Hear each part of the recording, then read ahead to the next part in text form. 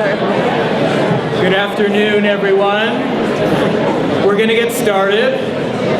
Please grab a seat for this very special day.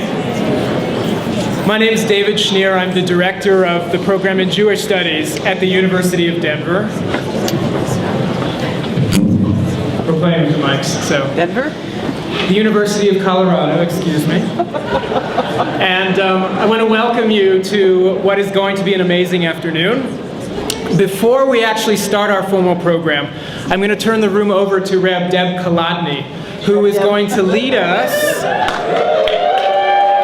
Lovely, Debra Kolodny, who's actually going to help us get into the moment and be present here.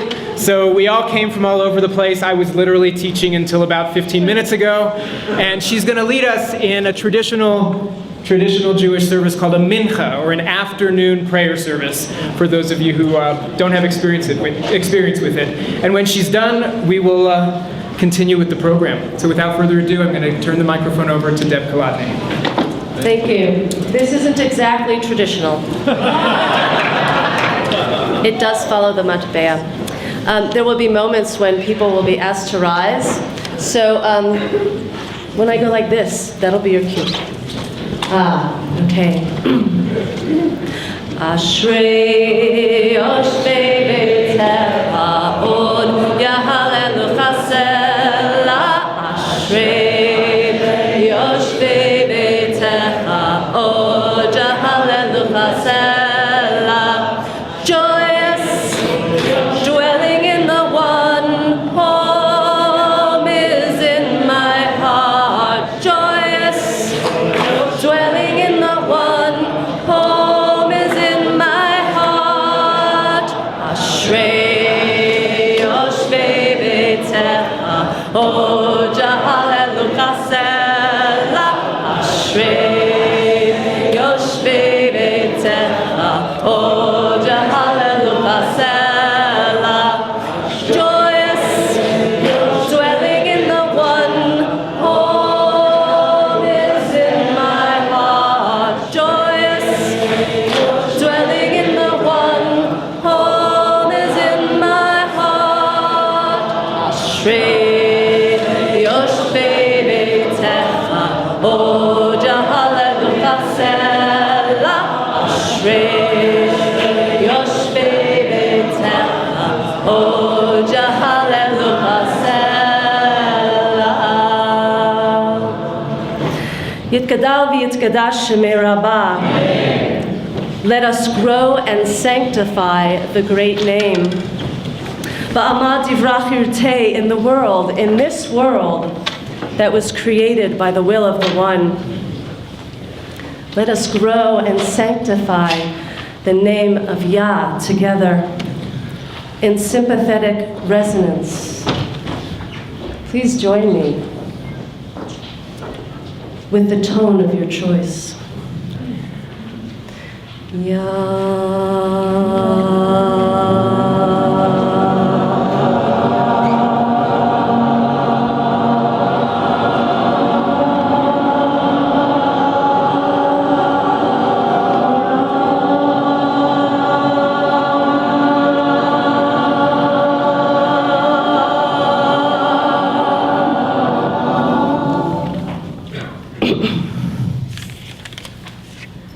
In the words of your heart, or in the words of this Siddur. Baruch atah Adonai, Eloheinu v'Eloheinu v'imatihu, Elohei Abraham, Elohei Yitzchak, Elohei Yaakov, Elohei Sarah, Elohei Rivka, Elohei Rachel, Elohei Leah, Elohei Zilpah, Elohei Bilhah, Ha'el Hagadol, Hagibor, Hanurah, Tovim, V'Gonei HaKol, V'Zofer Chasei Avot Mahot, V'Mei V'Aleim, L'man Shemo V'Yahah, Melech Ozer Moshiach U'Magei, Baruch atah Adonai, Magei Abraham V'Ezrat Sarah, Atah Gibor Le'olam Adonai, Me'ayim et Tim HaTorah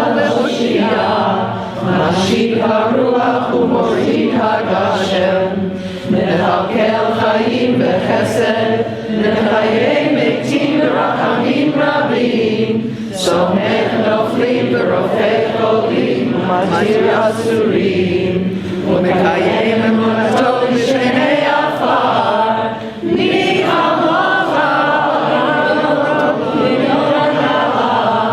מלך ממית ומחיה ומציע ישועה, וכמען אתה לחיות מתים, ברוך אתה אדוני מחיי המתים.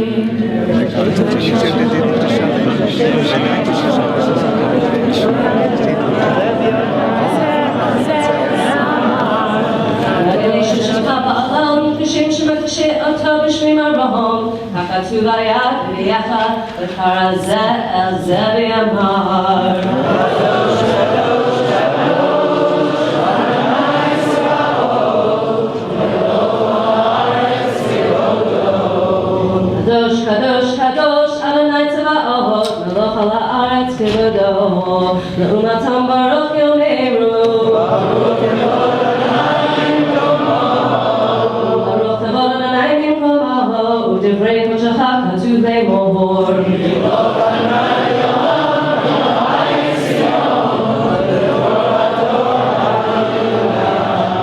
מלוך אדוני לעולם מלך ציון לדור ודור, הללויה.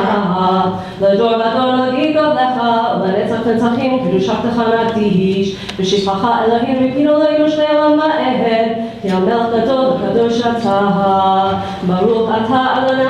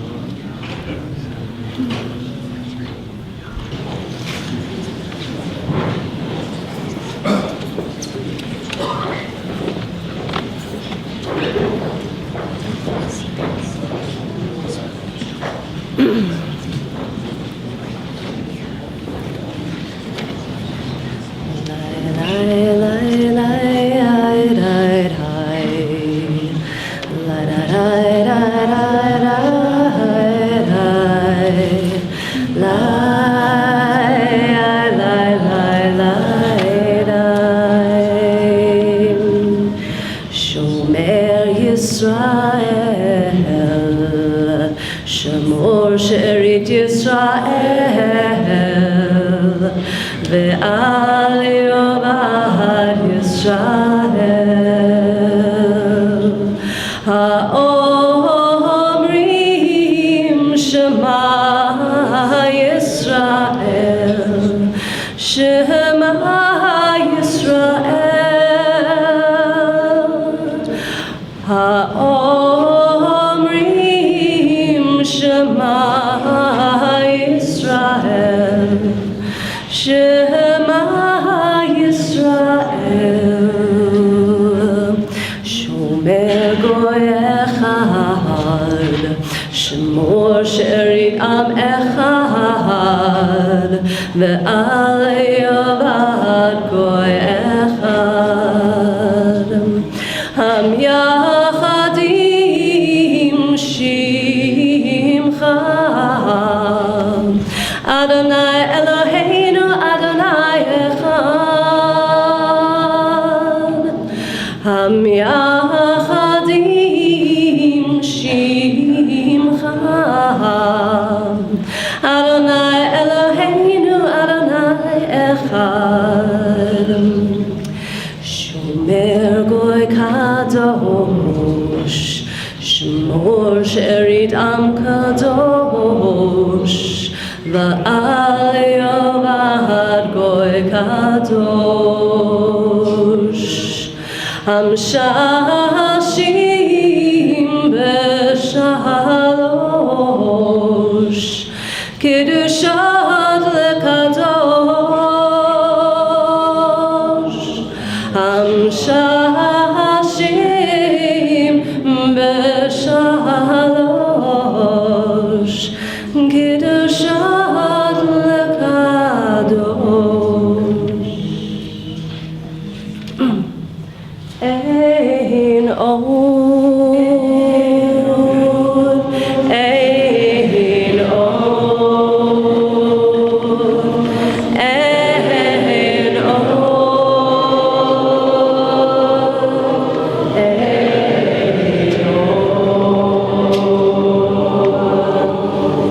Aleinu l'shabeach la'adon ha'ol La'teret kedula li'yoser b'reshit Shelo asanu kegoyei ha'arzot Velo samanu mishpachot ha'adama Shelo samanu l'keinu kachem Ve'yor aleinu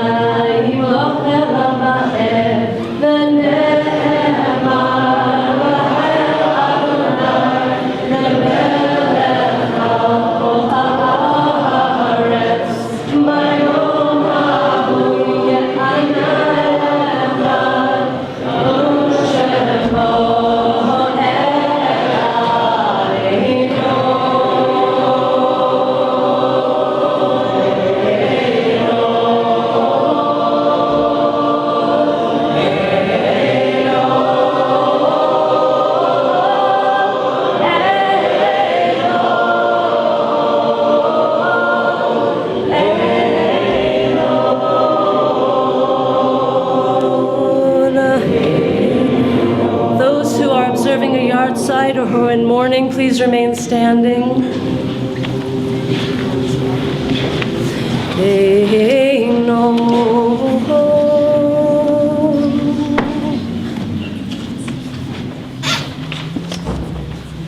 Oh, and for those who feel so called, please stand for in the memory of Debbie Friedman. Zichrono Livracha.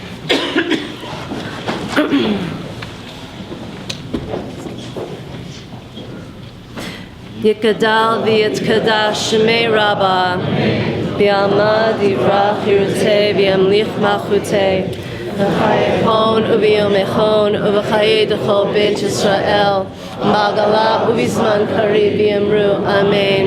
Yehei shmei Rabbah v'barach le'olam olam me'amaya Yitbarach v'yishtabach v'yitpa'ar v'yitromam v'yitnaseh v'yitadar v'yitaleh v'yitalal shemei d'kudusha b'richu le'ela min kol birchata v'shirata tush b'chata v'nechemata da'amiran b'yama v'imru Amen.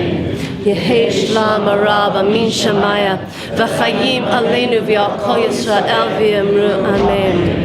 Oseh shalom b'mromav hoya aseh shalom aleinu v'yal kol Yisrael v'yal kol yoshvei tevel v'yimru Amen.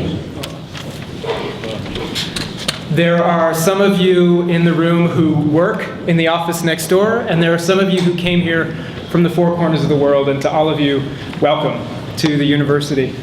This is it's a pretty amazing moment, and I'm also aware that there are people in the room who actually don't really know what just happened.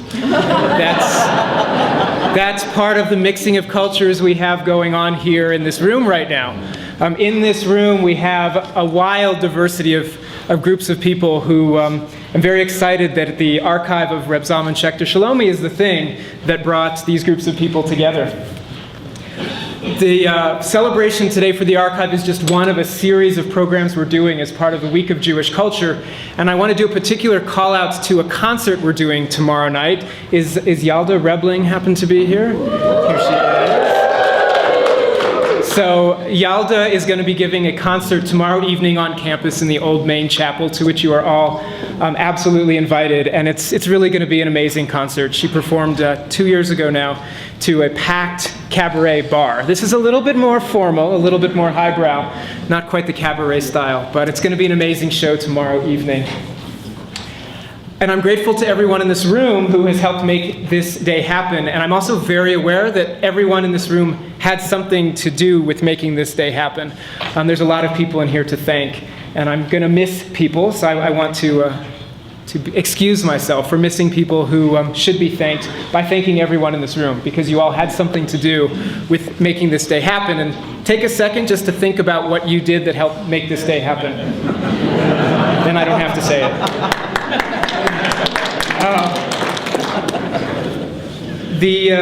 This diversity that we have in the room, let me just tell you who's in the room. So I first want to thank the Ohala Rabbinic Conference. This is a gathering, an annual gathering of rabbis from the all ordained folks in the, I knew this audience is not going to let me get away with anything, in the Jewish renewal movement. And what I actually find fascinating about this movement and the archive that's coming to the university is that it was never perceived as a separate denomination. It was meant to really think about Judaism in a process of renewal. And I find that very, very compelling. And I know there are people in this room who come from a wide variety of Jewish trainings who are all coming together to participate in this thing that we're calling Jewish renewal. We'll get to do proper thank yous to Reb Zalman in a second. But I do want to thank Reb Zalman and Professor Chava Weissler and Rabbi Or Rose, who are all going to be joining me up here on this bima, I guess, this stage. I should mention, by the way, that our vision of this day was meant to be an actual round table in the middle of the room. But the fire marshals weren't happy with that. So you may compromise, as this is part of what you have to do. I want to do a couple of quick shout-outs. I want to thank Mary, who is Reb Zalman's assistant. Thank you, Mary. She's back there. And I know some people are embarrassed by having their name called out, so I won't actually, you don't have to identify yourself. This is a large room. You can be completely anonymous if you want to. Jamie Poliard, I don't know where she ended up, but she's the one who actually made this whole day happen. Alex Horowitz, Rich and Eileen Greenberg, all of you guys participated in making this a really amazing day.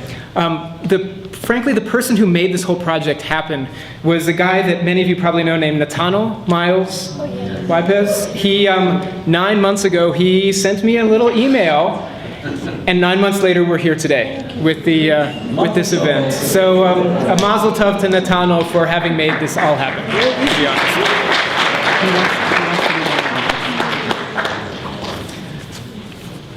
I want to also thank the shepherds that have shepherded this whole project to this day.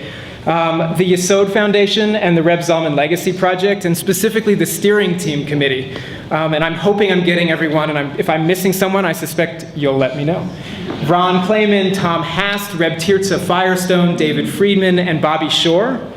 Did I get everybody? Who's on the current steering team? And speaking on behalf of the Yesod Foundation, I want to invite up David Friedman and Reb Tirzah to say a few words.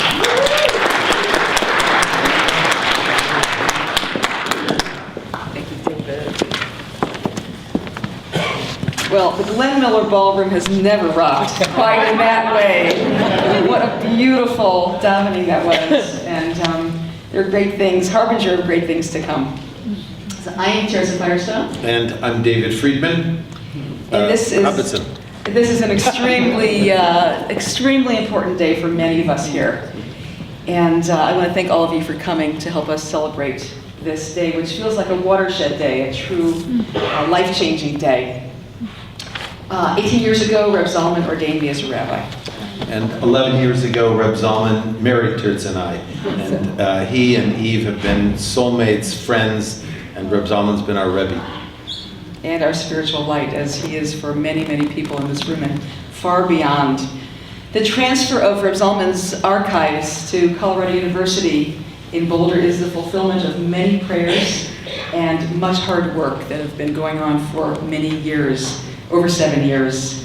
I want to profoundly thank our beloved friend, Rabbi David Shneer. You are a wonder, just a wonder, and a worker of wonders. And I want to thank CU for the gracious acceptance of this treasure. And I want to thank many, many people, many of whom are in this room, who have donated all kinds of energy, funds, support, volunteer hours, love, and know-how to this worthy cause. It was the Yesod Foundation, as Professor David said, with the help of Reb Zalman's able assistant, Netanel, who helped to comb the world of Reb Zalman's photographs, lectures, tapes. Many of you know how prolific our Rebbe is, unbelievably prolific. So, and we're getting them ready, digitizing them, and readying them for archive. David will tell us a word more about the Yesod Foundation and how it came to be, but I want to say, what is this word Yesod? That is the foundation of foundation. It literally means foundation. And when we asked Reb Zalman years ago what he wanted this to be named, he said Yesod. And he just knew that, and I think that that was a harbinger of good things to come and great fulfillment. Yesod is the Kabbalistic title given to the trunk of the tree of life among all the sefirot, or the Kabbalistic chakras. Yesod is the center of procreation and creativity and generativity. It's also named Tzaddik. It's another one of its names, is Tzaddik. And Tzaddik, as some of you know, is a righteous being, a being who has turned over his or her life to service, a true bodhisattva. And that's a place within all of us that lives, sometimes very briefly, sometimes we live into it more, and it is a place that Reb Zalman has modeled for us, for all of us, how to be a tzaddik in this world, in this particular world. So we would be here without you, Reb Zalman. Thank you for modeling for us the true depths of Yesod and what it means to be a tzaddik in this world. That was so beautiful. as I look out, I am just awestruck by the beauty and the depth of the people in this room. Baruch Hashem, it's just wonderful. So I want to first acknowledge and tell the story of Yesod. Tom Hast first created Friends of Reb Zalman, which was the predecessor to Yesod, and I also want to honor Ron Clayman, who was our president for 5 years, and also Bobby Zelkin, who could not be here today. But all three provided leadership for Yesod during our journey together. So, as Reb Tirzah said, let me tell you the story in abbreviated form. In 1995, Naropa University had the courage and smarts to bring Reb Zalman here to Boulder to occupy the position of World Wisdom Chair. We were equally pleased to meet Reb Zalman's partner and soulmate, the wonderful and powerhouse in her own right, Eve Ilsen. Reb Zalman stole our hearts with his breadth and depth of soul, and far beyond Naropa, his influence spread throughout Boulder and the universe, or the galaxies, as the case may be. Throughout yes, you know that, he's an intergalactic treasure. Throughout all these years, Reb Zalman has taken care of all of us with his spiritual teachings, his leadership, and his warmth. And a few of us looked at each other and said, it's now time for us to take care of Reb Zalman. So Tom Hast again saw the wisdom of following in the Tibetan Buddhist tradition of taking care of our teachers. Unfortunately, this has not been the history in our Jewish community, but we decided we were going to make it happen. It's in the tradition, it just hasn't been. It's certainly the tradition, Kavod Harav, honoring our teachers, but we have seen less than the standard, so we decided to change that. It was time to raise the bar. So Yesod had 4 missions. 1, making sure that Reb Zalman could follow his heart, his soul, and his guidance in doing what was important to him in his fall and winter years, which we are still so blessed he continues to do so. We were also very fortunate in being able to assist he and Eve in acquiring a permanent home here in Boulder, and we're blessed to have them live here. Goal number 2 of Yesod then was something called Edges, which was a series of programs which featured Reb Tirzah, Reb Zalman, and Eve, and brought in many of the top teachers, including many of you in the country, to come to Boulder. We also were part of the co-creation of Ohala, which now clearly has taken wings on its own, and I think we feel proud to be a part and a partner in the beginning of Ohala. And 4th, perhaps our most important work, was the Reb Zalman Legacy Project. So in Reb Zalman's computer language, he wanted as much of his work as possible to be put on the computer screen, and that we would press the save button. Hence, for future generations, all of this material would be readily available for those who wanted to better study and understand the prolific and prodigious works of this amazing creator of the Jewish renewal movement. Now, with profound thanks for the leadership, as we've said before, but it cannot be said too many times, Netanel Miles-Yépez, and the sponsorship and help from Naropa University, and hundreds of donors, and thousands of you who contributed material, we can now say the save button is formally pushed today. We are forever grateful to Professor David Shneer and to CU for taking the baton. So someone may say, well, what's the baton? Well, let me give you a little flavor. 1,200 pages of translations and manuscripts archived. 1,200 audio tapes archived, 500 of which have been digitized. 500 photos, all digitized. 60 books, pamphlets, all archived. 50 videotapes, all digitized. And in the coming months, we still have thousands of pages of journals and manuscripts and audio tapes and VHS tapes and DVDs. We may find some 8-tracks in there somewhere. We should also know that this is a living legacy, that even today, and I mean today, Reb Zalman continues writing books, writing articles, gathering information, so it's a living legacy, and all of this will be part of the archive project. So what I want to say in closing is, I want to thank again Netanel Miles-Yépez for all his work and in his and Mary. And Netanel, who else did one of these things? And Professor David Shneer. Because without him, I know he goes like this, but it's so important. So with that, today becomes a reality, and thank you to all.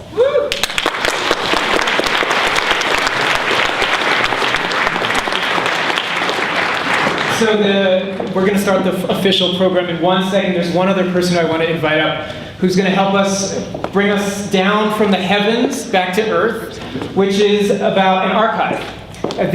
This archive in particular, I think, is amazing for what it is and what it has the potential to become. And I want to invite up the university's chief archivist, who had the vision. By the way, you've been all thanking me. Honestly, the person that made this happen and the person who is going to make this happen into the future is the person I'm about to introduce, Bruce Montgomery, our chief archivist.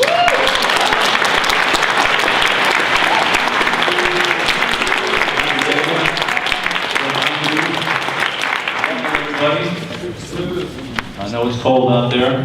Let me just talk a little bit about what an archive is. An archive is where legacies come to live. Without an archive, legacies die, they vanish, but the memory of an organization, of a movement, comes to live in an archive. It preserves the memory of fundamental historical events, and without it, you wouldn't have much what we call humanities or historical memory whatsoever.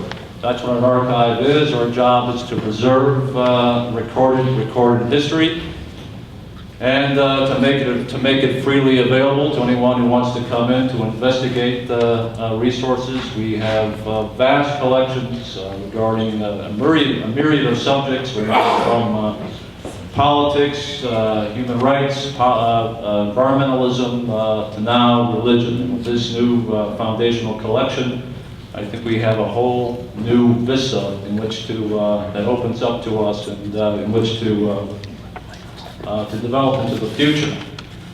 Now, the Rabbi Zalman archive, we really see this as the beginning of something. It's not the end, it's the beginning of something. We have this foundational archive, and now it's time to really develop it.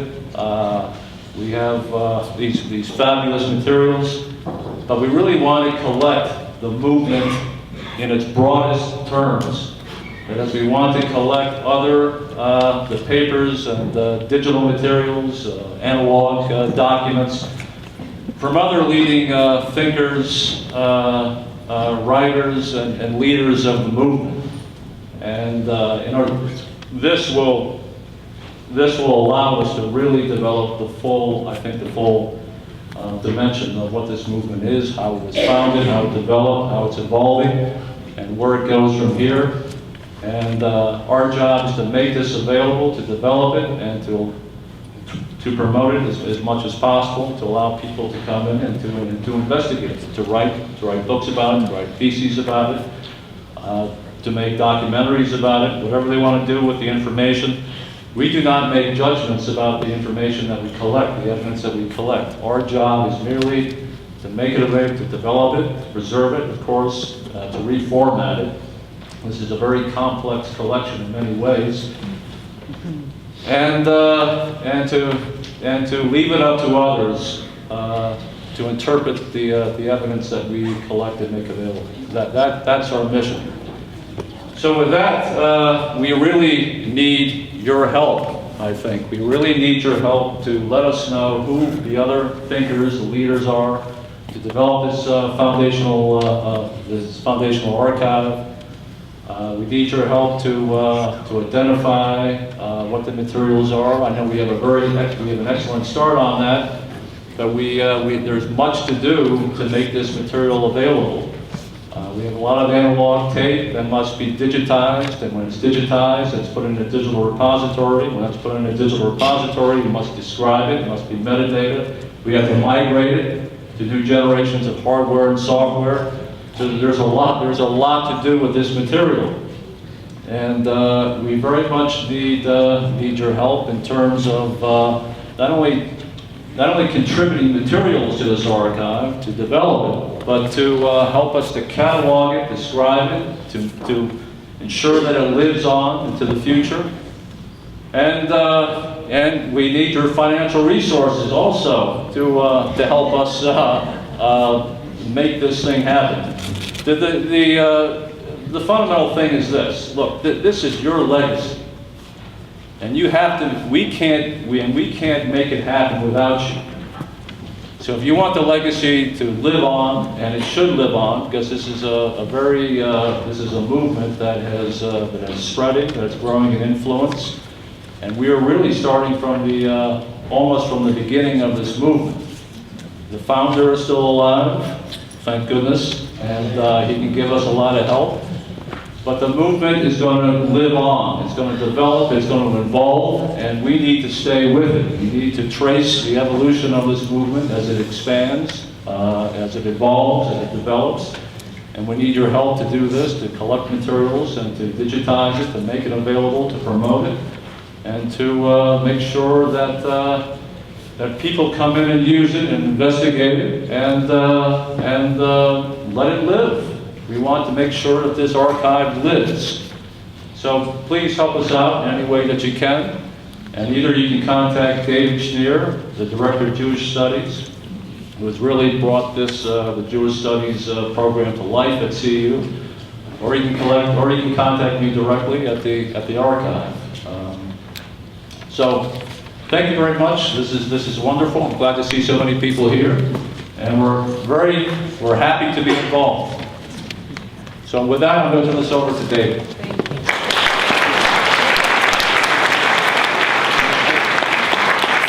I want to invite up our three panelists, and while they're making their way up here, where I will shortly be, I want to make sure you guys heard that there's an amazing vision here for what this archive is going to become.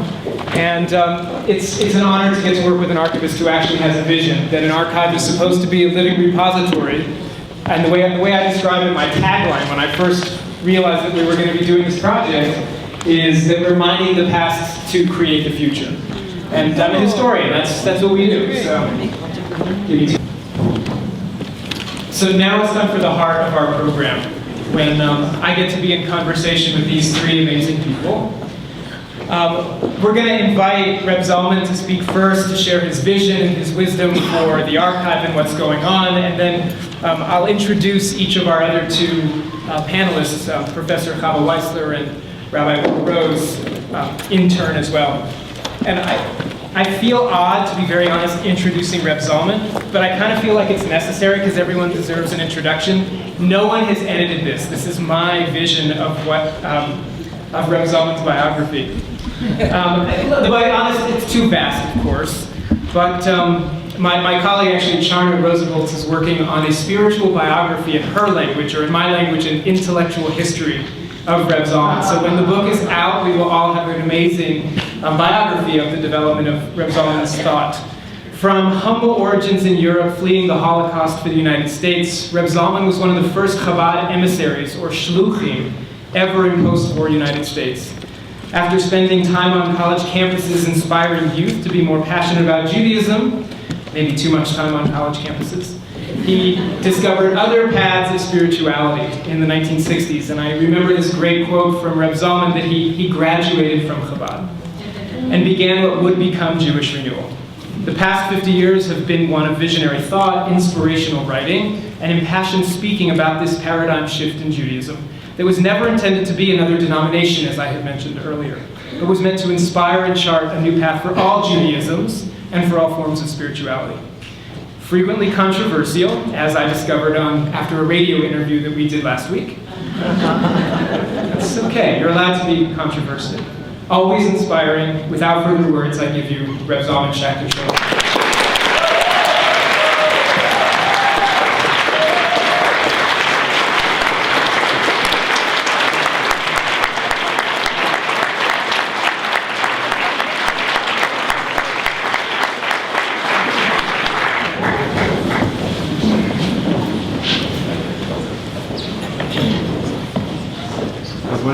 They're making so much fuss. But I want to say, She'achianu v'kimanu v'hiyanu azman hazeh. You folks want to know what's Jewish renewal? You saw it before. A group of people coming together, doing the afternoon service with so much fervor and singing. So that's the current status. But where did it begin? I want to say that you have to go back a long, long time, because renewal is renewing itself forever we know. Example, there was a Judaism which I call pre-patriarchal Judaism. It has archives in Ebla and in Ras Shamra, in the Ugaritic and Ebla texts, where people were first beginning to deal with this material. There was a paradigm shift when Abraham was told not to offer his son as a sacrifice. Renewal continued all the way through to this moment, this great time known as the Axial Age, when from Socrates, Plato, Aristotle, Isaiah, Jeremiah, Ezekiel, Zarathustra, Mahavira, Buddha, Lao Tzu, and Confucius, there was a shift going on in the world, and it was archived for us in the Bible. A big paradigm shift happened in the sacred technology at the destruction of the Second Temple. And here was Rabban Yochanan ben Zakkai and 5 of his disciples in Yavne, who created what we know as Rabbinic Judaism. And where are the archives? They are in the Mishnah and in the Talmud. And these archives continue to grow as this renewal was going on through the age of the Gaonim, the medieval period, and finally, when the Baal Shem Tov came, there was another paradigm shift as far as Jewish spirituality was concerned. You can imagine that we had a sacred technology that had moved from sacrifices to verbal offerings to God. As the prophet said, let us pay for the bullocks with our lips. It wasn't mere lip service. It was by reciting what we had to recite, and we are told that we were actually making a difference in the cosmos. And then when the Holocaust came, Hiroshima, Nagasaki, the moonwalk, the web, we are now dealing with another paradigm shift. And when I first came over from Europe to here and studied at the Lubavitch Yeshiva, one thing was very clear to me. We have to restore Judaism, to bring it back to where it was before the destruction of European Judaism. Somewhere in this process, something dawned on me, that there was a demand that the soil of this continent was making, that it was saying, you don't transplant European Judaism here, it will not be able to grow into this period and into this life. We have to honor the chthonic energy, the energy that comes from our Mother, the Earth, on this continent. The melodies started to shift. My thinking started to shift. And instead of having, as we had in Europe, the triumphalism, that is to say, Mashiach will come and all the Goyim will find out how wrong they were. That was just a mirror image of saying, there will be the second coming and then the Jews will find out, why didn't you listen to me the first time? And it's the same situation that whether the Mahdi will demand or whether another Bodhisattva will come or the Avatar, every group had its own triumphalism. But then we saw Earth from outer space, and it became very clear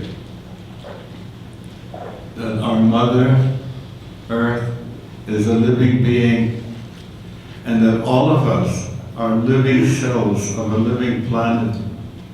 And how silly it would be to say that the entire body should be made out of liver.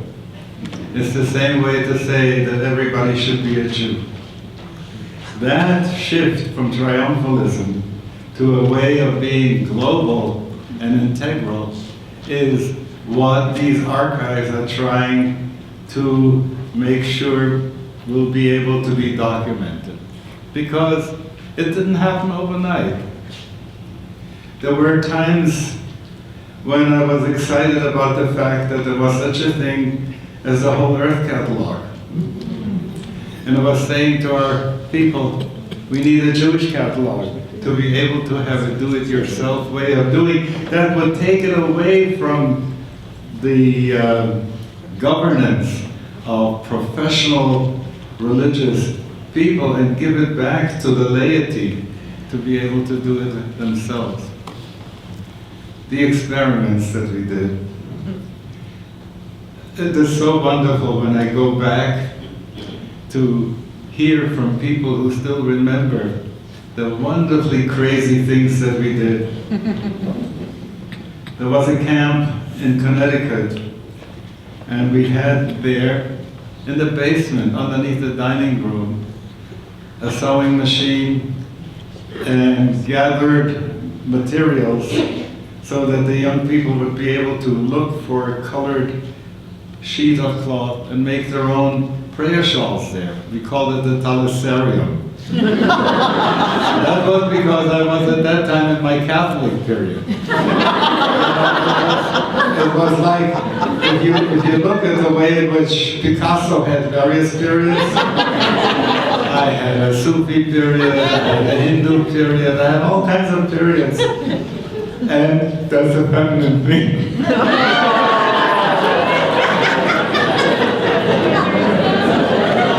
And then we also had a scriptorium where young people sat and wrote their own mezuzah to put on their own door. Because the Torah doesn't say go to a bookstore and buy it, but the Torah says write it on your doorpost. And those young people wrote those on 3x5 cards and put it up for themselves.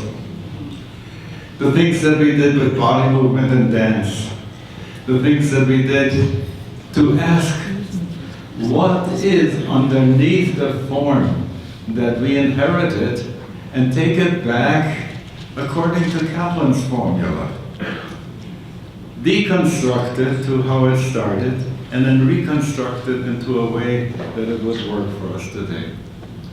But the hunger that people experienced for a spirit that manifested in the late 60s, 70s, and 80s, that was something that was so remarkable. When my buddy Shlomo Karloff opened the House of Love and Prayer in the Bay Area, and then later on when we built the Aquarian Minyan in Berkeley, that was a way in which we could respond to the need that people had that said, give me spirituality so that works for me, instead of telling me, abide by the forms that we impose on you. And one of the important things in Jewish renewal was to recognize that nowadays every Jew is a Jew by choice. That we have to be autonomous.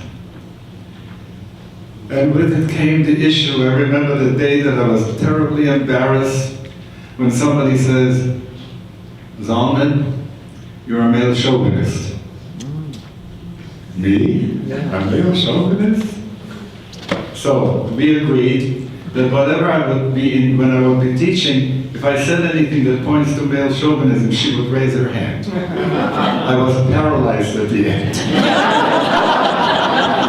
And it became very clear that we had to include the foremothers with the forefathers, that we had to make sure how wonderful it was when a young woman came who was refused to receive her ordination from the Jewish Theological Seminary, and she had all the preparation, and we then ordained her.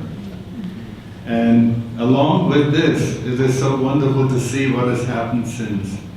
But these things were incremental. They didn't happen overnight.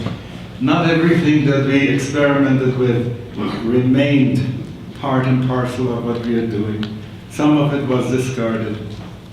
Could you imagine a Friday night when we had a recording of the nifty Levites on a tape. The room of the service was dark. A strobe light was playing around, and this is how we danced the Friday night service. We don't do this anymore. But it belonged to that period. And so if you can say, are there some documents about that? I would say, thank God that there are. Because God gave me this crazy thing to be like swirling all these things, put them together, keep all the tapes. I didn't know what would happen. I have, in my workroom, I had binders of material that I never was able to finish. The problem was that I would start in an essay, good stuff, and then it would be a people issue, and I'm a people person, so I dropped that, and I didn't have a chance to finish. Thank God that I've been able to pull back, and now, with the help of all the people who are helping me, able to bring these things to fruition and to publish these things. So I want to say, there will be some people who will want to dig around and say, so what happened? How did you survive the sexual revolution, and how did you integrate that in the work that you had to do? How did you manage the thing that would happen even in the church when there was a liturgical renewal? How did it show itself in Judaism? And we would be able to point to various Sidurim, Machzorim, prayer books and show the changes that have taken place over time. The video and audio tapes are available, letters that I had written to people, that people had written to me. They're a treasure. When I think of the exchange of letters that I had with Thomas Merton, that wonderful material, good stuff. And so I want to say, part of these things are history, part of these things are documents, part of these things are media.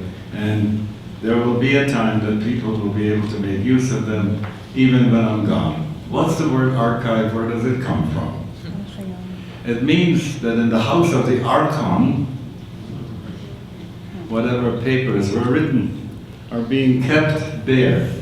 Now the Torah has an interesting statement that begins with, in the Ten Commandments, Anochi, I am the Lord thy God. So the rabbis say, Ana nafshai ketabi yahavi.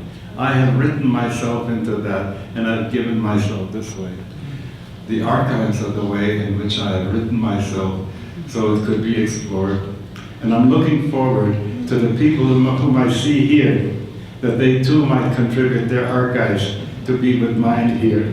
You, Reb Michael, and you, Reb Arthur, and all the other ones who are my colleagues and friends, for the sake of my brothers and friends and sisters too, may you all be able to use the archives, take hold of them, learn from them, and build on them, so the Jewish renewal will be renewing itself until the next phase. Thank you.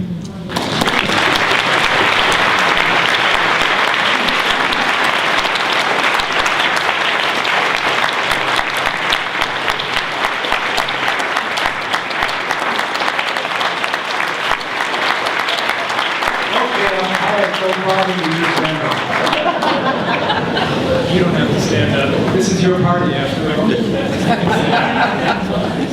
I should also mention, by the way, that I'm a historian, and I see a number of my colleagues in the room. This archive is meant to be mined by practitioners and people involved in the movement, and also by scholars who are studying the development of Judaism in the United States in the 20th and 21st centuries. It's a very exciting prospect, I have to say, for me, for my colleagues, and for the people who are not in this room, who will be in this room 20, 30, 40, 50 years from now. To respond to Rabbi Zalman's words, we invited Chava Weissler and Or Rose to make a few comments.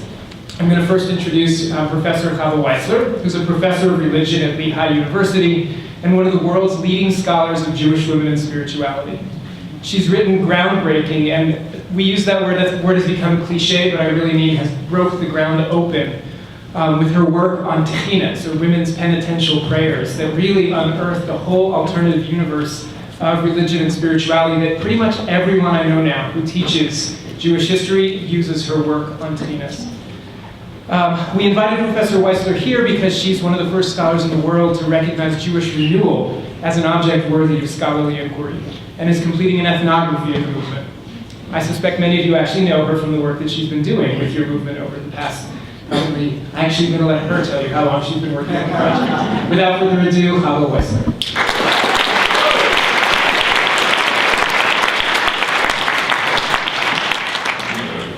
It's a great pleasure. Is this working? It's a great pleasure and honor for me to be here today. I owe a triple duty of thanks to Professor David Shneer and the organizers of this conference, to Rabbi Zalman Schachter-Shalomi for his teachings and creativity, and to the members of Aleph and Ohala and the rabbinic pastors who have responded with warmth, enthusiasm, and great patience to my ethnographic study of Jewish renewal in North America. The opening of Rabbi Zalman's archive at the University of Colorado is indeed an auspicious event for all those who wish to study this important movement in American Judaism. And in my past life, before I was a professor, I was a librarian, and let me encourage all of you to contribute to this archive. All of you, not just the leaders of the movement, although that's mainly who's here today, but those who've taken part, please donate your papers, your digital files. It's so important to have this record for future scholars. So as many of you know, I've been studying Aleph as a participant observer for a little over a decade. And my book about Aleph, entitled Spirituality in America, the Jewish Renewal Movement, is almost finished. Although I teach in a religion studies department, my doctorate is in folklore, and I'm a folklorist at heart. Really?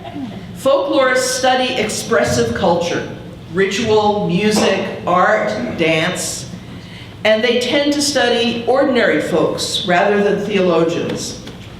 Therefore, my emphasis has been on studying the expressive culture that the members of Aleph have created, more than the formal teachings and writings of leaders such as Rabbi Zalman. At its broadest, I'm trying to describe Jewish renewal Judaism with special attention to religious experience, the arts, and embodiment. Or to use other terminology, as I said to Rabbi Zalman yesterday, I'm trying to comprehend and elucidate the derech avodat Hashem, the path of service and worship of God that renewal Jews are creating. As this contrasting terminology hints, I'm addressing a complex audience here. The academic audience of students and scholars at the University of Colorado, members of the local community, and the Jewish renewal audience of rabbis and participants. I'll speak mainly in the academic register with some adjustments, which I'm sure you'll notice.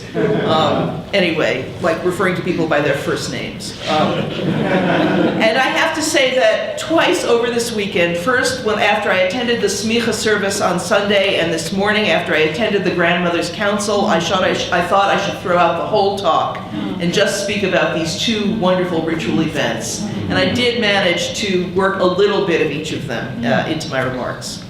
So this afternoon, I'd like to speak briefly about how one of Reb Zalman's most important teachings, the restoring and regrowing of the feminine within Judaism, has been expressed and developed within Jewish renewal, and some of the issues it has raised.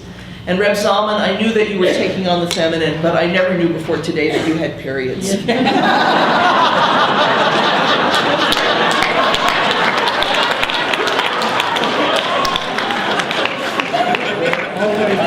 Preparation for fertility. That's it. Preparation for fertility. The efforts to rebalance the relationship between masculine and feminine, at both the divine and human levels, has been at the heart of renewal. One might say that Aleph is, at its heart, a movement for the renewal of the feminine within Judaism.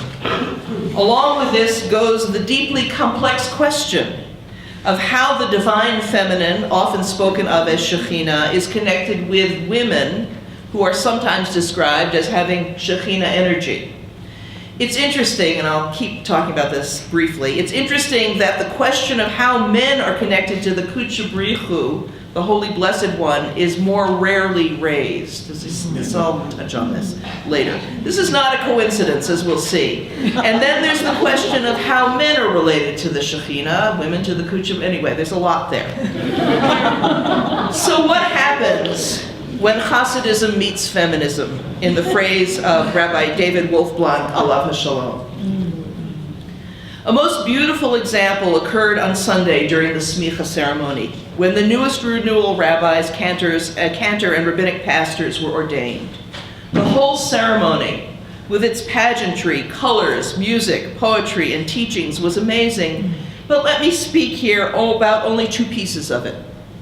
First, Rabbi Daniel Siegel recited the lineage of Torah teaching and authority, both the lineage of men in its familiar form going back to Moses, and then the lineage of women going back to Miriam. Both are there, both are foundational. And this year in moving words, he added Debbie Friedman, may her soul be in paradise, to the lineage of renewal. And the very language, the second example here, the very language of the formula of ordination as recited this year begins with the traditional Kabbalistic intention of unifying the Holy Blessed One and the Shekhinah, and goes on to ordain the new rabbis not only to teach Torah, but also to make a tikkun, a repair for the Shekhinah. Thus is the renewal of the feminine woven into the very fabric of renewal teaching. As I'm sure we all realize, this is so pervasive a theme that I could speak on this all afternoon. But today we only have time for a few more highlights. I'll give some examples from my fieldwork, interviews, and readings in the work of members and leaders of Aleph. And as Daniel Siegel reminded me years ago, all of these are snapshots, taken at different times and places of a process that continues to unfold. I'll speak about three things, basically: the impact of a feminist conception of God on religious life, the changing conceptions of feminine and masculine spirituality and consciousness, and the emergence of embodiment as a key form of spiritual expression and experience.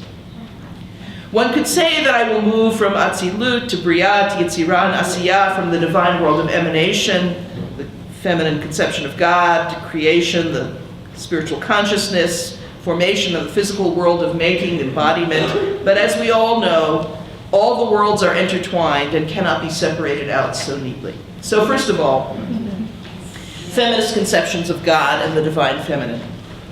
Especially at the beginning, whenever the beginning was, the mythic beginning, using feminine imagery such as Shekhinah and even non-gendered imagery for God was understood by most participants in Jewish renewal, as well as other Jewish feminists, primarily as empowering to women.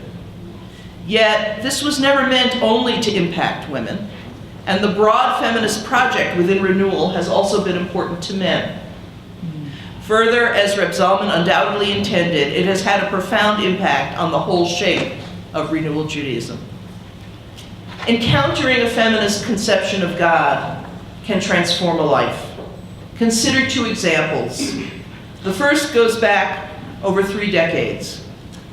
In Los Angeles during the 1980s, Joy Krauthammer encountered feminism through the Los Angeles Jewish Feminist Center, with such teachers as Savina Teubel and Sue Elwell, and later with Judith Halevi.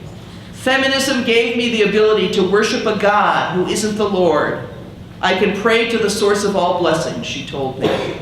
Not long after, she began to attend the Aleph Kala, the biennial week-long gathering of renewal Jews, and Eilat Chaim, then the Jewish Spiritual Retreat Center, where she learned how to shape her spiritual practice to her new understanding of divinity. I start the morning by greeting the sun. I go out in my bare feet. This is Los Angeles, not Denver. I go out in my bare feet and dance in the garden as the sun is coming up and say the Moda Ani, note the feminine form. I acknowledge the prayer said on awakening. I learned it from Shefa Gold at the Kala in 1993. I learned that I could be free and liberated to express myself in ways I didn't know I could. A spiritual speaker for most of her adult life, as well as a musician, photographer, and artist, Joy had been involved in both Hare Krishna and Chabad before settling into Jewish renewal in the early 1990s. As she told me in 2003, every day I study Orthodox and Chabad and daven, that is pray, renewal. In addition to her work with women teachers, Joy Krauthammer formed deep connections with male renewal leaders, Shlomo Carlebach and David Zeller, Aleim Shalom, V'yibadlu l'chaim arukim, Zalman Schachter-Shalomi, and Stan Levy. Second example, a little more recent.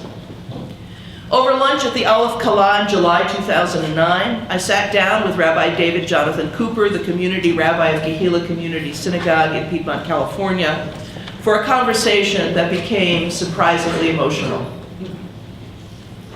I quote him, "The demasculinization of God had an absolutely transformative effect on the relationship one had with God on the one hand and the God concept on the other," he told me. David came to the rabbinate relatively late in life. He was ordained by the Aleph Rabbinical Program in 2005, having earlier been a community organizer, attorney, bookstore owner, and graduate student. Along the way, he said, "My teachers were all women." He studied and sometimes met and became friends with some of the most important Jewish feminist writers and scholars of the day: Rachel Beal, Marcia Falk, Judith Plaskow, and Judith Hauptman. As someone with a questing mind and a broad knowledge of contemporary Jewish theology and practice, David has found female God language essential to his religious life and has insisted on its importance in congregational liturgy. The effect for him went far beyond masculine and feminine images for God. Quote again, "If you did not allow yourself to pin God down as masculine and are forced to include what you think of as an opposite image, it opened the floodgates. You don't have to be stuck in a consistent theology. Thus, God can be both personal and impersonal, both a process and an entity. The implication of his words is that because God is beyond any one human conception, limited human beings must be free to use a whole range of rich and varied images to think about and address divinity." He said, "The real opening was to allow people to have vastly contradictory theologies within their own selves. On Monday, I can pray to God to save me. On Tuesday, I'm not thinking of a God who hears me, but celebrating Spinoza's and Einstein's God. People need permission to hold grossly contradictory theologies at the same time, or alternatively." David has clearly thought deeply about these questions, and he also feels deeply about them. As he spoke, he began to weep. "None of that would have opened up for me if I was stuck with one word, or one name, or one gender. I could only have been an atheist exclusively." Joy's feminist spirituality has been expressed in music, movement, the arts, and a daily devotional practice that combines these elements with study. David's approach has been more intellectual, but still deeply felt. Despite their many differences for both Krauthammer and Cooper, the discovery of feminist God language was a revolution, opening up for them a spiritual life that had been blocked and constricted. So on to female and male spirituality and consciousness. Let's think a little more about the differences in the ways that Joy and David took in the divine feminine and what they did with it. The singing, dancing, ritual, the thought, the theology. Does this point us towards a real distinction between what might be called feminine and masculine spiritualities and consciousness? The whole question of, quote, essential, unquote, female and male qualities and gifts has been hotly debated among feminists. I would say from my fieldwork that most, although not all, members of Aleph seem to experience human spirituality as gender differentiated, associating some gifts, such as nurturance and connection to the earth, with feminine spirituality, and other gifts, often not as clearly defined, with masculine spirituality. The lack of definition of masculine spirituality, I think, cues us into the fact that it is still taken in some sense as the norm for Jewish spirituality, and feminine spirituality must be defined in opposition or contradiction to it. How closely is feminine spirituality associated with actual living, breathing women? And although this doesn't seem, again, to be as hot a question, how closely is masculine spirituality associated with actual living, breathing men? This is an area in which there's real variation in views as well as change over time. In earlier days, there was often an assumption that women possessed feminine spirituality and men possessed masculine spirituality. And in fact, there's been great power for women in the assertion of their own spiritual nature and their identification with Shekhinah. Witness the creation of Eshet Chazon, the Women of Vision ritual, which honors specifically feminine forms of leadership, a Torah of the heart and hand, rather than a Torah of texts and intellectual study. Women's creativity and energy have been mobilized by this power. Also the Grandmothers' Council this morning, just wonderful. But a good example of this kind of earlier phase of differentiation, still important to many, is Rabbi Chana Teferet's song composed in 1995. I will not sing because I have a terrible voice, but I will read the words, familiar I'm sure to many of you. The ways of a woman a man cannot know, he does not understand. The cycles, the seasons, the ebb and the flow, the prayers of the earth are the secrets women know. We sing the song of Shekhinah, bringing us all home, lifting us on wings of light to a place we've always known. We sing the song of Shekhinah, waiting to be heard. The ways of a woman are the ways of life. There's power in our words. Note the intertwining of God and Shekhinah with a view of women that connects them with natural cycles and the earth. The ways of women are mysterious to men, according to the lyrics. The song ends with a warning and an invitation. Don't stop the women from singing their song. Don't stop the women, but sing along. Men should not suppress women's spirituality, but neither are they to be excluded from this women's world, even if the song does not make clear how they should sing along.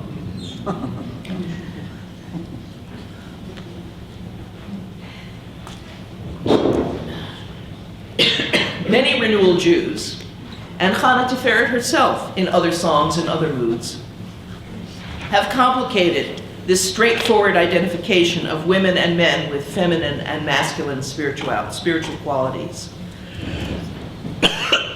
Excuse me. Although the degree of connection is a matter for ongoing active discussion.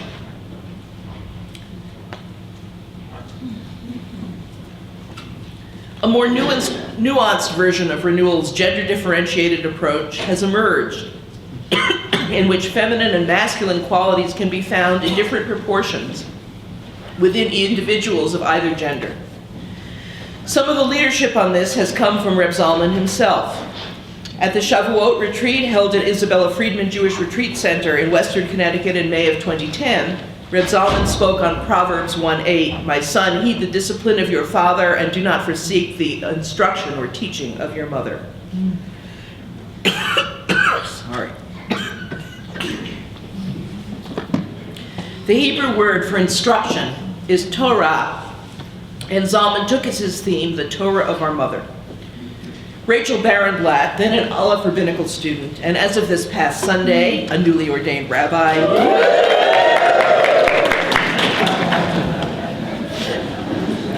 writes about the teaching in her blog, The Velveteen Rabbi. And now I guess she gets to run and play with the real rabbis. Significantly, thank you. Oh, this is what I wanted.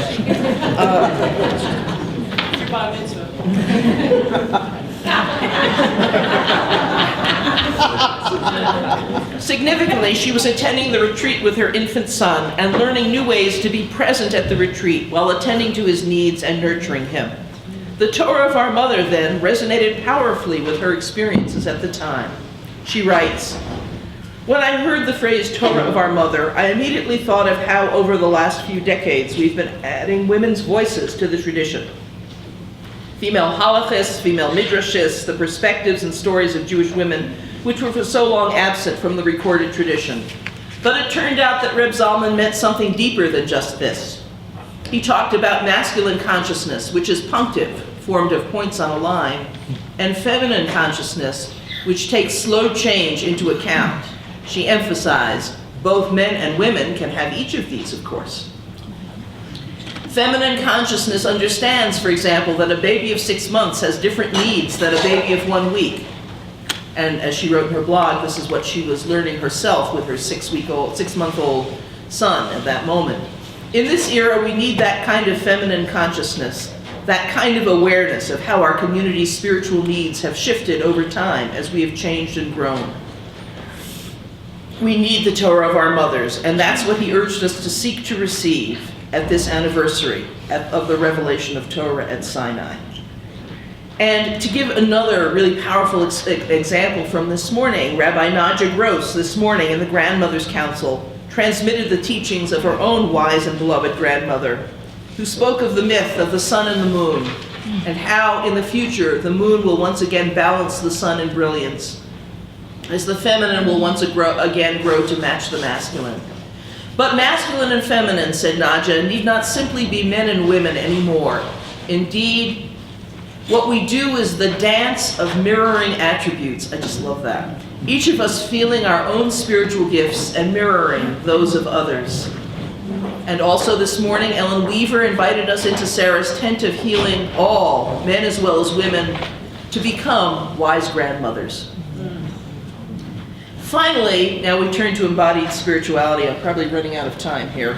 How have the creativity and energy of women and their freedom to articulate for themselves a spirituality and a derech avodat Hashem, a way of approaching God, contributed to shaping the form of renewal Judaism that we know today?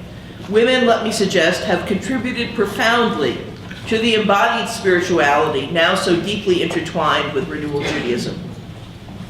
Indeed, the experience of the divine presence of Dveikut in renewal settings comes most typically through embodied prayer, prayer with song, chant, movement, and dance. To quote Rabbi Diane Elliott, with whom I had the honor to study at the Kala in 2009, dance is the cutting edge of renewal. For Diane, as for many in Aleph, embodiment is a major modality for renewing Judaism and for renewing the feminine within divinity in Judaism. Diane, who received her rabbinical ordination from the Academy for Jewish Religion in Los Angeles in 2006, has trained in a variety of techniques of somatics, as well as Vipassana meditation, and she explained the soma to me, the felt body, rather than the externally objectified body. Out of her rabbinical training, her Jewish text study, and her training in somatics, Diane and others, but Diane in particular, is working to create what she calls embodied Kabbalah. This complex project is aimed towards healing the body-mind split, which she sees as even more severe among Jews than in Western culture in general. Most deeply, it expresses a resurgence of the long-dormant feminine divine principle within Judaism, expanding and developing the feminine divine found within classical Kabbalah. In her 4-day class at the Aleph Kala, Diane taught the students to experience the Kabbalistic teaching of the four worlds in a deeply embodied way. Participants learned to pay close attention to the body and the natural world as sites for experience of the divine. Diane wove together music, movement, and dance, selections from Jewish liturgy and mystical texts, and teachings about the four worlds. Drawing on teachings from Jewish tradition and her own experience and training, she connected the worlds with bodily systems, aspects of nature, and the classical four elements. On the first day of class, Diane explained, this course is called Dancing in the Light of God. The in of the title is B in Hebrew. It can have several translations. It can mean in or with or by means of. We are dancing within God's light and with God's light and by means of God's light. We are God's light. Our dancing is to make it visible. Diane was teaching us a God that is both transcendent and immanent, both apart from us and within us. For her, and for us as we danced, that immanence was located very concretely in the body, and the movement of the body expresses both immanence and transcendence. Once again, Women are not the only contributors to embodied spirituality and renewal, nor are they the only beneficiaries. Rabbi Arthur Waskow wrote about the body in his book Down to Earth Judaism, and I've been to deeply embodied davening led by Rabbi Elliot Ginsberg, Cantor Richard Kaplan, and others. But let me make a conclusion here, since I know my time's really up. I'd like to draw some themes together and suggest at least one thing to think about, one or two things to think about. Like many of the spiritual movements in our day, Jewish renewal has been built in large measure on the energy and creativity of women. But as I've been writing these remarks, I've been wondering about the residual masculine, as it might be termed. I have to say I'm heartened to see the new volume edited by Rabbi Sean Zevit and Harry Broad about exploring Jewish masculinities. It seems to me that attention must be paid to the meaning of the masculine divine in a feminist movement. How does the masculine divine enrich the spiritual lives of women and men? Is there such a thing as masculine spirituality? Does renewal lose something by putting all the text and the written transmission on the masculine side and all the sensuality and evanescence on the feminine side? This seems perilously close to reproducing the gender stereotypes that have bedeviled Western culture for centuries.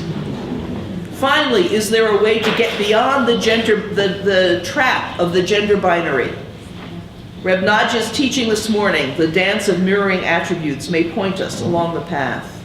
In the God wrestling that continues to take place in Jewish renewal, to use a more masculine image, I'm sure the next steps will come. Beautiful.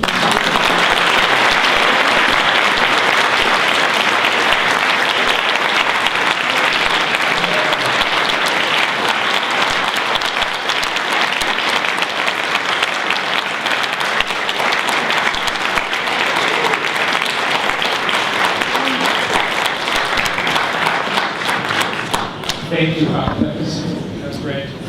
And just a little over time, not so bad. Our second respondent and our last participant, and then we'll actually open it up to the floor for our final 15 minutes, is Rabbi Or Rose, who's Associate Dean and Director of Informal Education at Hebrew College's Rabbinical School. Author and Jewish social activist, Rabbi Rose is a co-editor of Righteous Indignation, A Jewish Call for Justice, and the hot off the presses, if there is such a thing anymore, called Jewish Mysticism and the Spiritual Life. He's also the author of Abraham Joshua Heschel, Man of Spirit, Man of Action, and a regular contributor to Tikkun. Part of his inspiration for doing his important work on social justice was his life with Jewish renewal, and if I'm not mistaken, having been one of the earliest bar mitzvahs in the movement. So, without further ado, let me turn the room over to Rabbi Or Rose.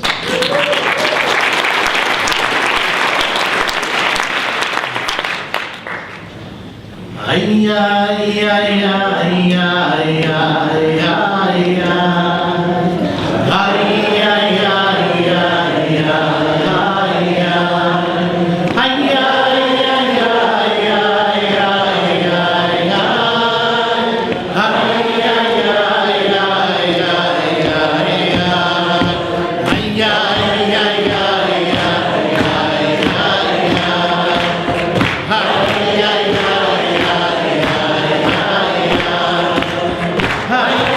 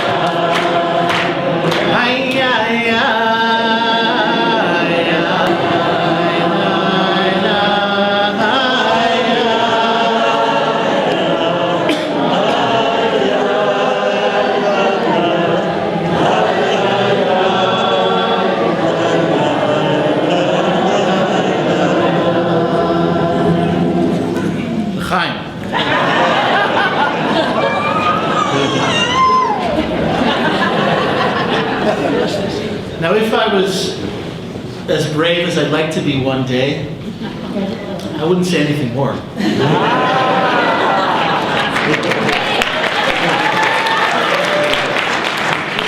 Go for it.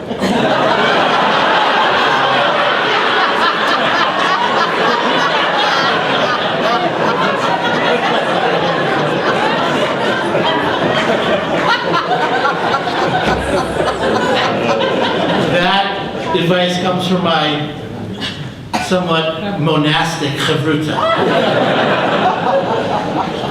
my beloved study partner.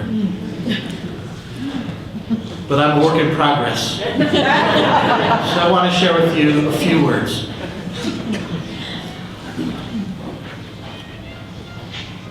The first thing to say is quite transparently just how emotional I'm feeling. Because Rabbi Zalman, who I call Uncle Zalman, was my sandik. He helped me as I prepared for my circumcision. He gave me my talit at my bar mitzvah, multicolored, of course, with techelet, blue thread. And he's one of the 3 rabbis that ordained me. And of course, Rabbi Zalman couldn't be there at the time because of illness, but for those people who were in the room for that ceremony, his virtual presence was just coursing through that space in a magnificent way. I will never forget him saying over the phone as we daven minhah, Yehei Shmei Rabba Mevorach Le'olam Umei Umayah. And it just energized the room in a way that's ineffable. So my thoughts may be a little scattered, but I take solace in the fact that one of Reb Zalman's early books was called Fragments of a Future Scroll. Rabbi Nachman of Bratslav says that the only whole heart is a broken heart.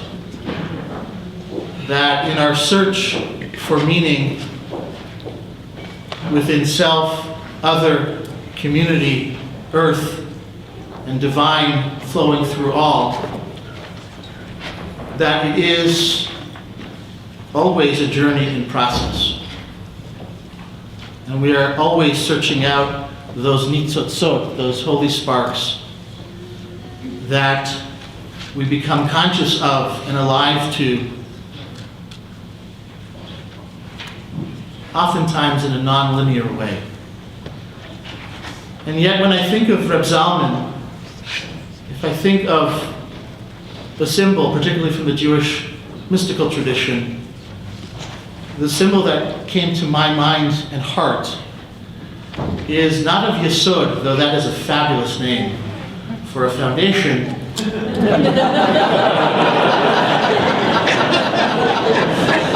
but of the sphira, of the sphere or orb of Tiferet. Because in my experience of my Rebbe and of my uncle, he has been a master of integration. And of course, that journey has been fragmented and partial. And blessedly, you have shared with us both the triumphs and the glory, but also the difficulties of that journey. But when I think of the work that you've done as a kind of spiritual border crosser, the symbol of Tiferet is the one that resonates for me. Relatedly, in Pirkei Avot, which thankfully this morning was renewed and expanded and deepened and interrupted with the addition of the Pirkei Imahot, there is a statement that the world rests upon 3 pillars. Those pillars are Torah, Avodah, and Milut Chasadim. So I want, in the next few minutes, to say thank you to Reb Zalman by thinking about these three areas of Jewish life. And then I want to ask 4 questions.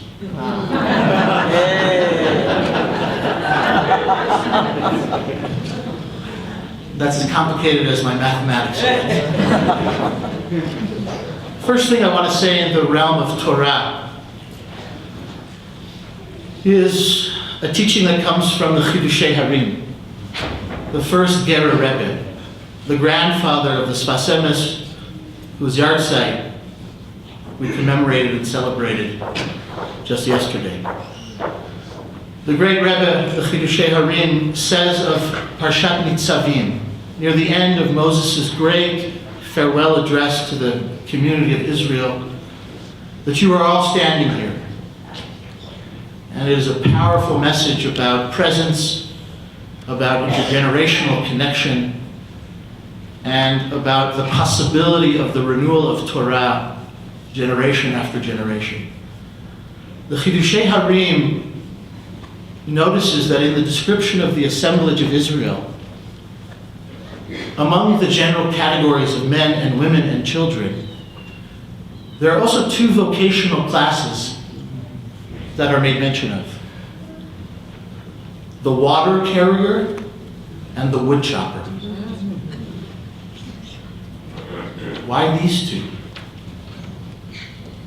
In its context, on the pshat level, the reason is that it's an expansive list, including those people that do menial labor.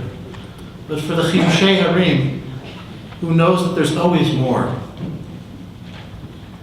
he says that the water carrier and the tree chopper are 2 models of the spiritual life that are present in every generation and that we hope to cultivate within each of our souls.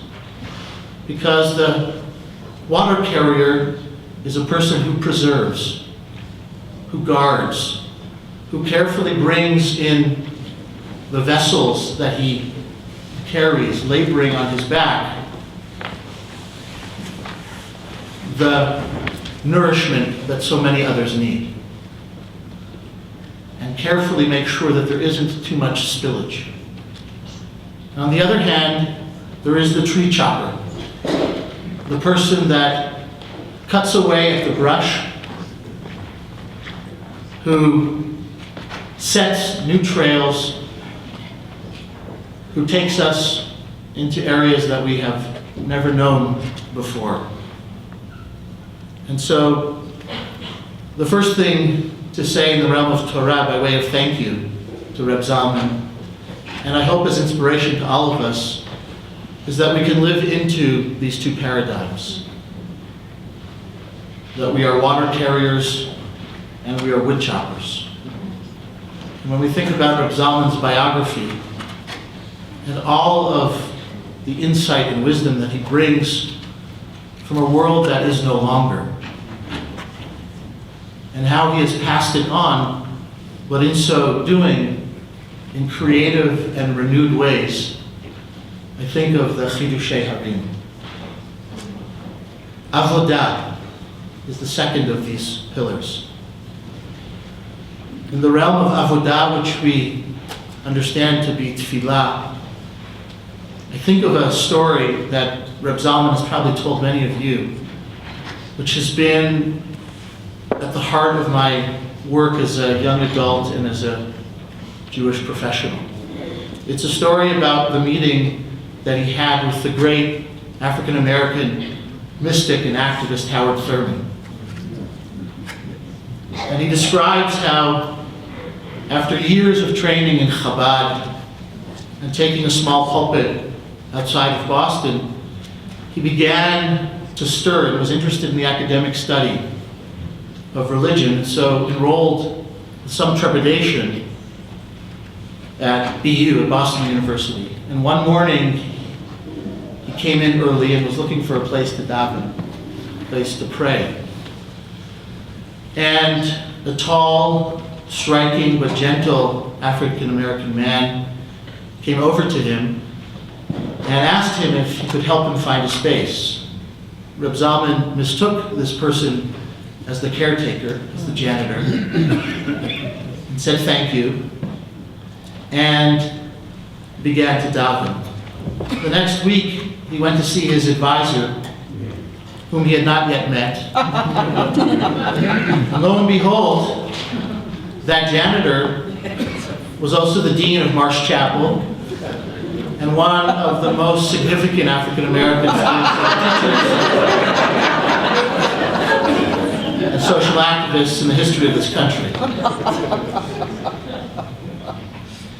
And what ensued was, as Rabbi Zalman puts it, a relationship with a young, growing Jewish teacher and rabbi. Don't forget the punchline. I won't.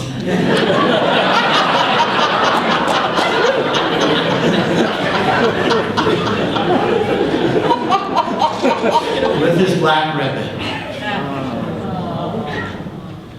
And I also remember in Rabbi Zalman sharing the story with me that what he learned from Thurman was the use of spiritual laboratories. And so when I think about Reb Zalman's contributions, enormous contributions to the realm of Avodah, I think about the permission that you have given us, the instruction that you have given us to create spiritual laboratories. Spiritual laboratories in which we know that some things are not going to stick. They're going to be wild ideas, and they may be appropriate for the moment. They may cause us some feeling of ouch, and then we'll refine them and work on them further. And some will be discarded. But I can tell you that that model is living and breathing in this community and in the community that I'm a part of at the Rabbinical School of Hebrew College. It is that guiding spirit, named properly in the legacy of so many spiritual masters, but including in this century, Howard Thurman and Zalman Schachter-Shalomi. The third realm, or the third pillar, through which I want to give honor to my teacher, is in the realm of Gmilut Chasadim. Torah, Avodah, Gmilut Chasadim. And here I want to speak about two dimensions very briefly. One is Nistar and one is Nigleh. Let me start with the Nigleh, with that which is revealed.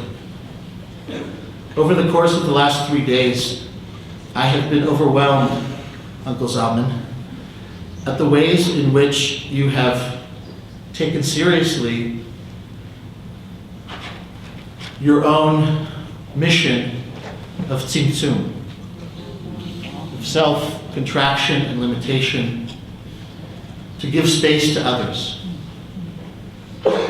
And the incredible, heartfelt sense of nachas that I see in your face when your wife and when your friends and when your students and when your students of students stand up and take ownership of some piece of your legacy and of the living legacy that is this movement and is Yiddishkeit more broadly. It's an incredible model to behold. And on the level of the hidden, on the level of the Nistar, like your friend Reb Shlomo Carlebach, the amazing number of quiet mitzvot, ben adam lechavero, that you have done over the course of your lifetime, that won't be recorded in the archives necessarily. I also want to bring to light. And I want to name just one, which was when my parents were first married. They were spiritual seekers, betwixt and between, spending time on the one hand with Lubavitcher Rebbe. And on the other hand, my father was a student at the Jewish Theological Seminary, dressed in the garb of Chabad. And they felt completely disoriented and alone. And along comes a young, charismatic, brilliant Lubavitcher Shaliach to come and do some informal teaching at the Jewish Theological Seminary. My father stumbles into him in the bathroom. They have a conversation about the halachot, the laws of shaving. My mother had read Zalman through Shlomo years earlier, and a lifelong relationship unfolds. But on the level of nistar, in that moment of precariousness, for my parents, one of the most painful pieces was that when they got married, they were broke. And their parents,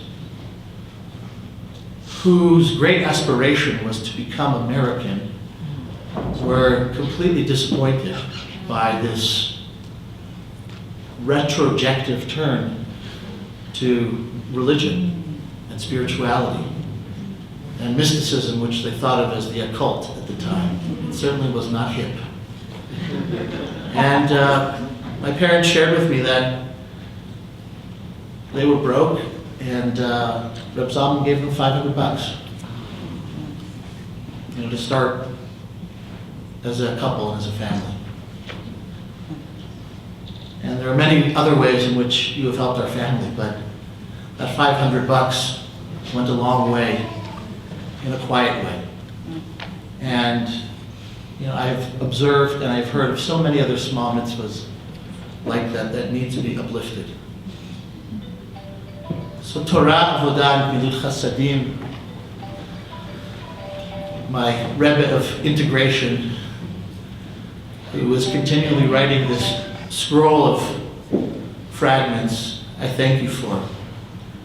Now the 4 questions. And now the 4 questions.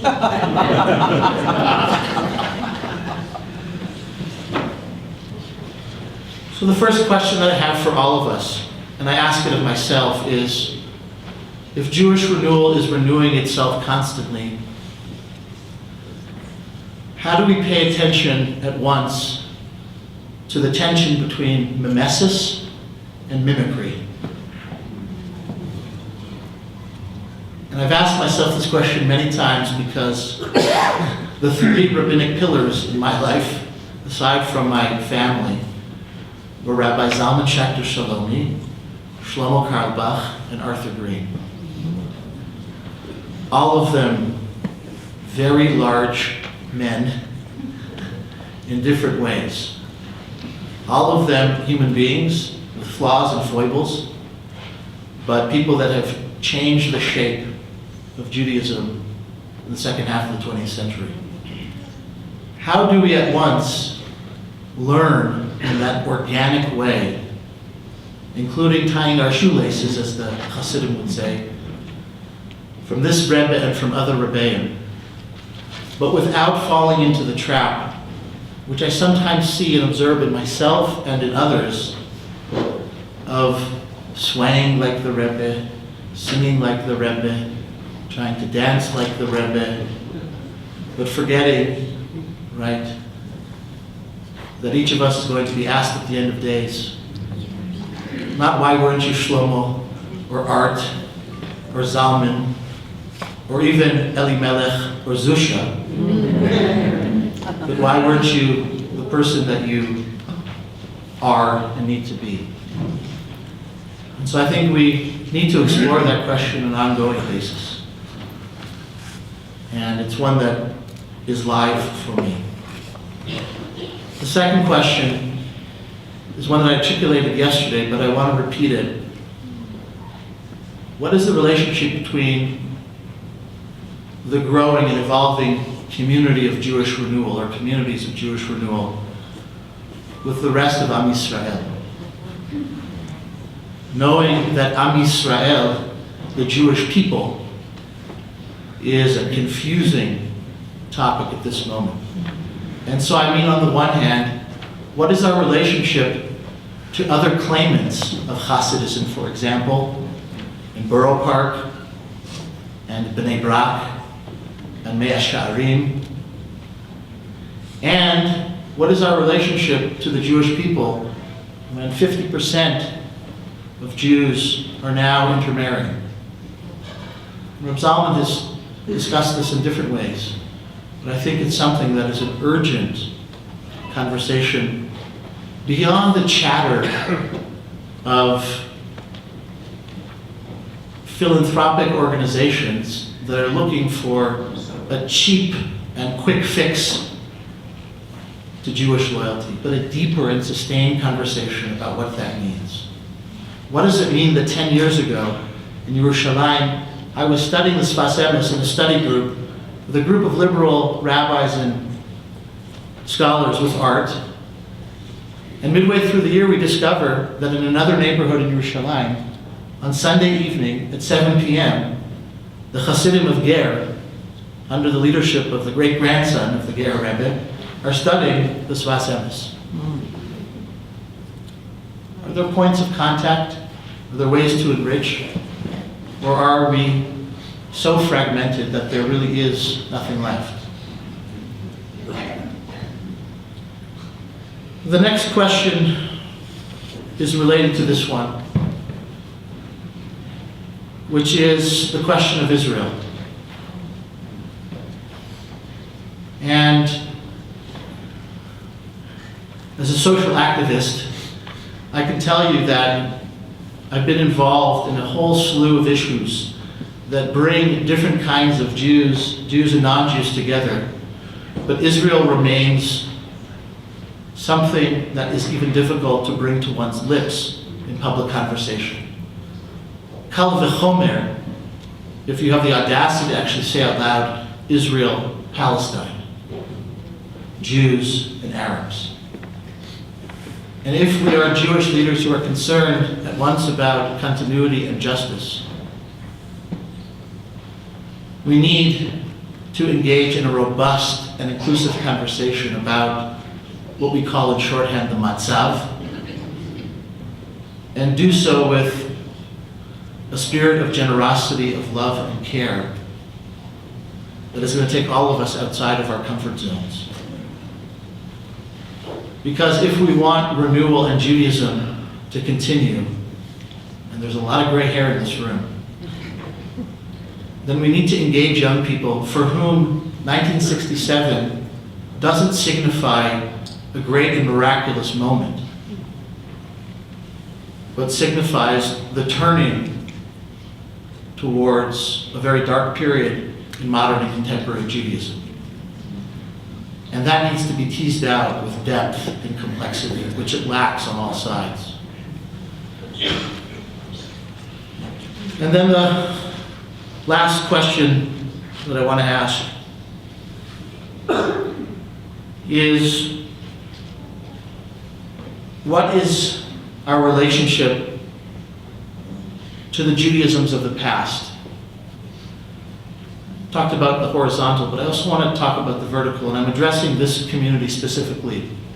Because if it is a neo-Hasidic community, what is our relationship to all of the treasures of the past? And I'm particularly concerned about the literary treasures of the past, written in languages and in books that for many of us are still foreign in powerful ways. There is a tremendous spirit of innovation here that is miraculous and needs to go out far and wide. But Reb Zalman has talked about over the years the safer barrier.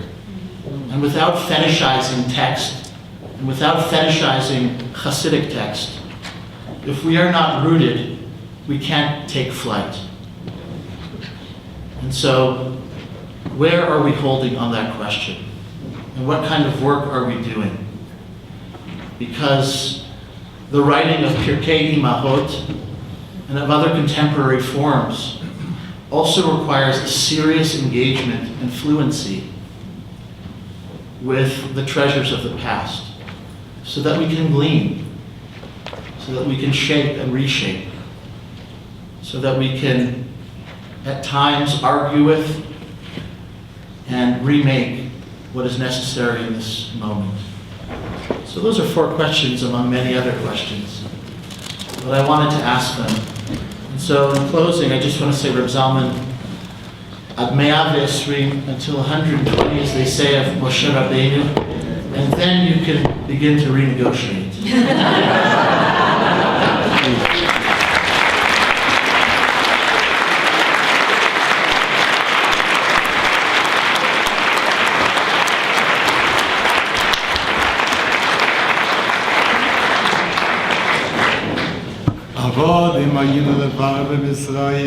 That's how you begin to answer the 4 questions. I'm not going to answer them. But first of all, I want to tell you the punchline.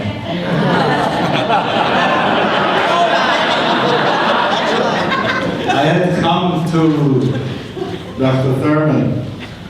Could I trust him to go into the spiritual laboratory and to be heart open to it when I knew that he was a Christian and a shikol missionary and he'll want to chop my neshama. So I'm here. How could I possibly give myself to him and at the same time seeing that he's a guy who has helped me to daven in the place where I said, put away the cross and you can daven in this place. In the Bible, he had turned to Psalm 139. Whither shall I flee from thy presence, O Lord? And when I came to see him, and I asked him, Dr. Thurman, I don't know if my ankle chains are long enough. And he looked at his hand back and forth, and then finally turned to me and says, don't you trust the Ruach HaKodesh? Those are the words he used. He used the Hebrew. Don't you trust the Holy Spirit? So I want to say, don't you trust the Ruach HaKodesh? All 4 questions will be answered. Amen. But I'd like to say just some short things. The Maggid of Mezrich did not expect that everybody should wear a hat the way in which he wore it. And this is the wonderful thing about renewal, that people could wear this talis, that talis, and do it this way and do it that way. We didn't create a goose step in which people have to walk. The other thing I want to say is that the issue of Klal Yisrael, how do we relate to all of Israel? Once you have a reality map that is organismic, then it's not anymore you're fighting. The bones can't be the heart, and the skin can't be the nerves. So in a thing that is fully alive and complete, then the people who have to be the bones of Judaism will be the bones of Judaism, and we will be the growing edge of the tree. And every year, the growing edge of 1 year growing edge becomes a ring in the tree, and a new growing edge comes. And that's my answer to question number 2. About Israel, I want to say, my event horizon is not big enough to be able to look around the corner of time. But I am so sure that once the people have recognized that Gaia is alive and is self-regulating, that this will find a way too. My dream is to be able to sometimes be able to look down and see the United States of the Middle East, in which we will all collaborate with each other. And what is to do about the tradition? Hi, tradition. Tradition is that whatever we are doing has to be downward compatible, and whatever we are learning from people, we will have to filter out. The atavistic things in tradition, we will have to learn to filter out. And that which was life-giving then, by being able to discover what is the vital element in it, that's going to be helpful to us. And now I want to tell you 2 things, please. My battery is running low. As you noticed, an 86-year-old body sometimes has demands to me that I have to leave here and come back. And that's okay. But would you please let me go when the time comes to leave here and to go home and to rest. And I want to say to the people of Allah, seid mir gesund und stark, but a funny story. A man comes to Ben Gurion and says to him, I give you $1 million, but make me a minister of the country. So he says he takes $1 million, he sets him up in an office with a telephone and a desk and a spyglass in Haifa. And the guy is there waiting. He calls up after 2 weeks, he calls up Ben Gurion and says, so what's my job? He said, when you see a ship leaving, you should say, Volk Gesundheit. He's a minister of transport and of health. So I want to say to you, I won't be there tonight with you, and I won't be there tomorrow morning with you. I've done my stuff, and I'm entitled to rest. So, Volk Gesundheit. God bless you. Amen. And now, walkers.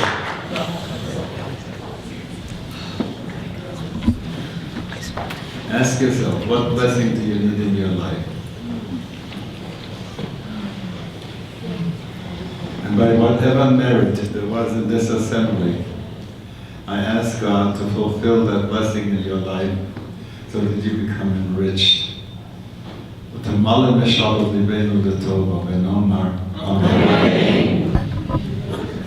Amen. Two quick housekeeping announcements. One, those of you who came on the bus will pick you up right where it dropped you off. But I did just want to share one closing story. Rabbi Rose, you were talking about how brave it would have been for you to do a nigun and then have nothing more to say. As a scholar in a classroom, mine would be the opposite form of bravery, coming into a classroom with a nigun. And Rabbi Zalman, who comes to my classes every semester, bis 120, as they say, for as long as he is healthy for.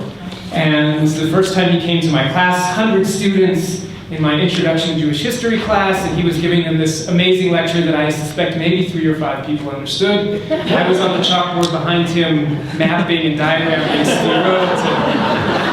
and it was the end of the class, and you probably don't remember this, but he sat down and I said, all right, I'll see you all next week. And the students all started doing what students do, packing up. He stops the room. You all need a bracha. And the students sat down and they took a bracha. And it was one of those moments where you actually get to see how the spiritual should be investing every life, including the classroom. And so with that, I want to wish you all Fort Gesundheit. Tomorrow evening, come back and hear Yom Rebbeling, and have a fantastic conference for those of you connected with Ohala. And for those of you who are just visiting, welcome and have a lovely evening. Thank you.